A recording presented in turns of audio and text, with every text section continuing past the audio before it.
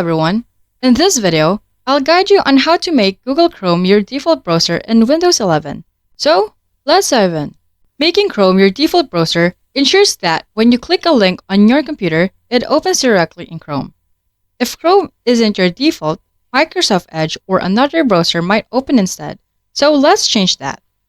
Firstly, open your Windows settings. Then, click on the Start button.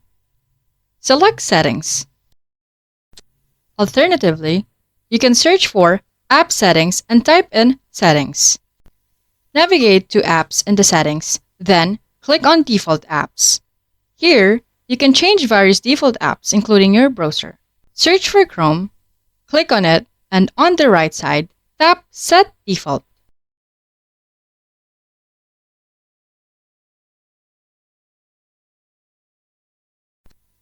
Scroll down to find HTTP and HTTPS option. Ensure Chrome is selected for both by clicking the square icon. Now, whenever you click a link, it will open in Google Chrome. And that's it. If you found this guide helpful, please don't forget to like, subscribe, and hit the notification bell for more updates. Until next time, bye-bye!